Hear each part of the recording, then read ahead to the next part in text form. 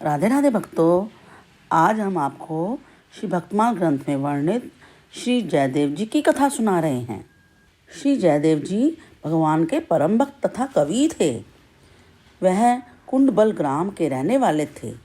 इन्होंने गीत गोविंद नामक ग्रंथ की रचना की थी, जो संसार भर में प्रसिद्ध है। यह पुस्तक कोक और कविता तथा श्रृंगार का समुद्र है। इस ग्रंथ की अष्टपदी पढ़ने वाले को बड़ा ही आनंद मिलता है। यह गीत गोविंद नामक ग्रंथ तो संसार भर में बहुत प्रचलित है और अब तक बड़े प्रेम से पढ़ी जाती है। भक्त जयदेव जी की कथा तो बहुत ही सुंदर है। इसको सुनते ही हृदय प्रेम से गदगद हो जाएगा।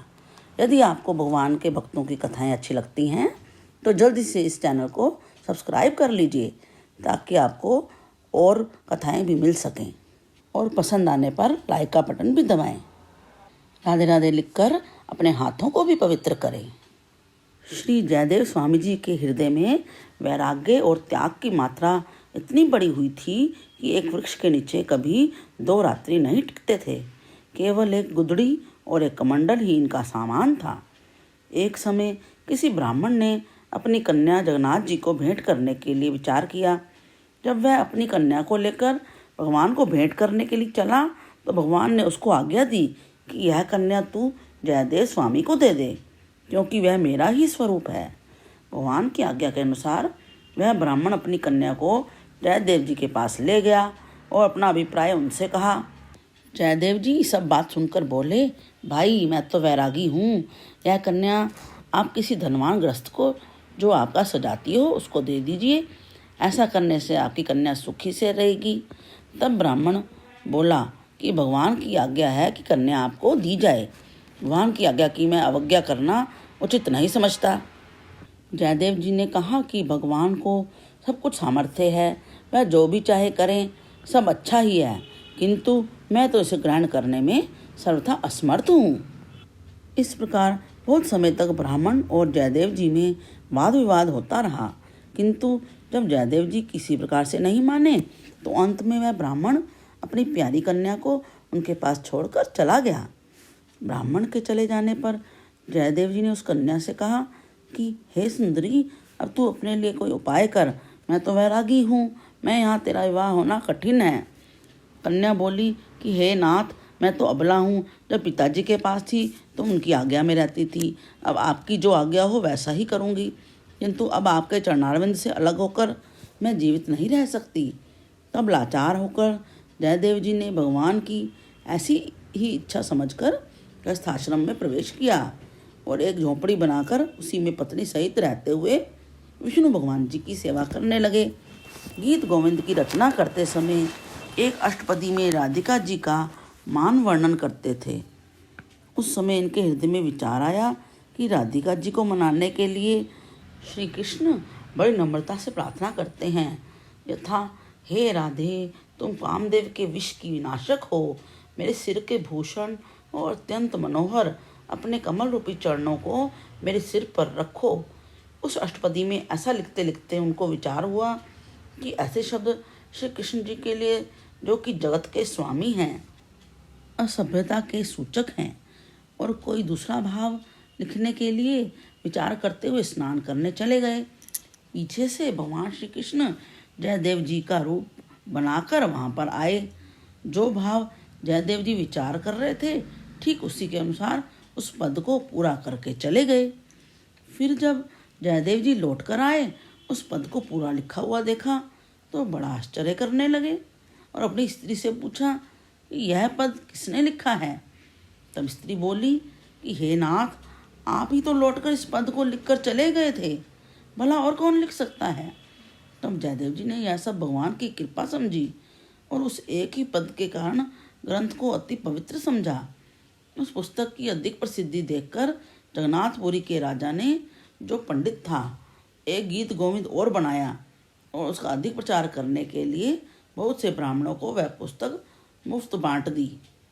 तब ब्राह्मण जयदेव जी के रचे हुए गीत गोविंद को लेकर राजा के पास पहुँचे और कहा कि राजन, असली गीत गोविंद तो यह है। ऐसा कहने से ब्राह्मणों का अभिप्राय था कि जयदेव जी की कविता के आगे आपकी कविता कुछ भी मूल्य नहीं रखती है। राजा अभिमानी तो था ही, उसको ब्राह्मणों की यह बात बहुत बुरी लगी और उसने इस अभिप्राय से कि जगन्नाथ जी जो गीत गोविंद अंगीकार करेंगे वही असली समझा जाएगा। दोनों पुस्तकें जगन्नाथ जी के मंदिर में ले जाकर रख दी। दूसरे दिन जाकर देखा तो राजा की पोथी तो पृथ्वी पर पड़ी है और जयदेव जी की भगवान ने छाती से लगा रखी है। राजा अपने इस अपमान से बड़ा लज्जित हुआ, समुद्र में डूबने के लिए चल पड़ा। तब भगवान ने दया करके राजा से कहा, अरे अभिमानी राजा, इस तरह प्राण गंवाने से क्या लाभ होगा? वास्तव में तेरी कविता जयदेव की कविता की समता नहीं कर सकती है, किंतु तू जयदेव के ग्रंथ के प्रत्येक सर्ग के साथ अपना बनाया हुआ एक एक श्लोक जोड़ दे तो तेरे श्लोकों का भी प्रचार हो जाएगा। इसके बाद राजा ने ऐसा ही किया। अतः गीत गोविंद के 12 सर्गों में उस राजा का भी एक एक श्लोक अंकित है। एक दिन एक माली की छोटी सी लड़की किसी खेत में बैंगन तोड़ने जाती थी और गीत गोविंद के 5वें सर्ग की अष्टपदी का एक पद बड़े प्रेम से गाती जाती थी, जो कि ये है, धीर समीरे यमुना तीरे पथ निरखे बनमाली। इस पद के सुनने की अभिलाषा से भगवान जगन्नाथ जी उस लड़की के पीछे पीछे फिरने लगे और उसके राग से ऐसे बेसुध हो गए कि उनके अत्यंत महीन कपड़े बैंगन के कांटों में फंसकर फट गए और कीचड़ से मैले भी हो गए। जब वहाँ का राजा मंदिर में दर्शन के लिए गया तो देखा कि भगवान जगन्नाथ के वस्त्र फटे हुए हैं और मैले भी हैं। तब उसने ब्राह्मणों को बुलाकर उनको डांट लगाई कि आप भगवान जगन्नाथ के वस्त्र बदलते नहीं हैं। तब ब्राह्मणों ने कहा कि हमने तो पूरी अच्छी तरह से सेवा की थी, पता नहीं ये कैसे वस्त्र फट गए।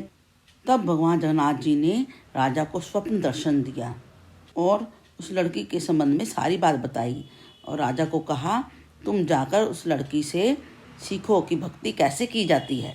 यह सब हाल सुनकर राजा बड़ा प्रसन्न हुआ और उसने सारे नगर में ढिंढोरा पिटवा दिया कि जो मनुष्य गीत गोविंद के पद प्रेम से गाएगा उसके पद भगवान अवश्य सुनने आएंगे। एक मुगल तो इस ढिंढोरे को सुनकर गीत गोविंद पर ऐसा मुग्ध हो गया कि नित्य नियम से इसका पाठ करने लगा। एक दिन वह मुगल घोड़े पर चढ़ा हुआ कहीं जा रहा था और अष्टपदी को बड़े प्रेम से गाता हुआ जा रहा था। उसी समय भगवान ने उसको दर्शन दिया और कहा कि तुम्हारे पद सुनने के लिए ही मैं तुम्हारे साथ हूँ। स्वामी जयदेव जी कृत ऐसा ही यह गीत गोविंद है जिसको स्वर्ग की अप्सराएं भी गाने में अपना अहोभाग्य समझती हैं। फिर मनुष्य की तो क्या सामर्थ्य है जो इसकी महिमा और प्रताप का वर्णन कर सकें। एक दिन रास्ते में जयदेव जी की कुछ ठगों से भेंट हो गई। उस दिन उनके पास कुछ रुपए भी बंधे हुए थे। उन ठगों ने उनसे पूछा, भाई कहाँ जा रहे हो? जयदेव जी बोले, जहाँ तुम जा रहे हो। ऐसा कहकर उनके साथ ही चल दिए। आगे चलकर उनकी बातों से जयदेव जी ताड़ गए कि ये लोग तो ठग हैं।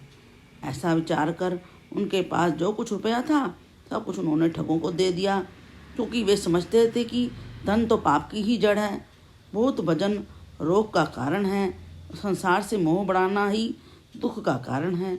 अतः तीनों को जितना शीघ्र त्याग सकें त्याग देना चाहिए। जयदेव जी ने तो यह विचार कर ही रहे थे, उधर ठगों के दिल में पाप पैदा हो गया। उन्होंने सोचा कि इस मनुष्य ने चुपचाप हमें सब धन दे दिया है, इससे मालूम होता है कि यह मनुष्य कपटी है और शहर में पहुंचकर हमें गिरफ्तार करवा देगा, इसलिए इसको मारकर कुएं में डाल देना चाहिए। उन्होंने जयदेव जी के हाथ पैर काटकर कुएं में फेंक दिया। जयदेव जी भी प्रारब्ध को बलवान समझकर कुएं में पड़े हुए ही भगवान का ध्यान करने लगे। कई दिन तक कुएं में पड़े रहने के बाद जयदेव जी के साथ क्या हुआ ये जानेंगे अगले वीडियो में। नेक्स्ट वीडियो प्राप्त करने के लिए हमारे चैनल को सब्सक्राइब कीजिए और मेरे साथ बोलिए, हरे कृष्ण कृष्ण कृष्ण हरे हरे, हरे राम राम राम हरे हरे।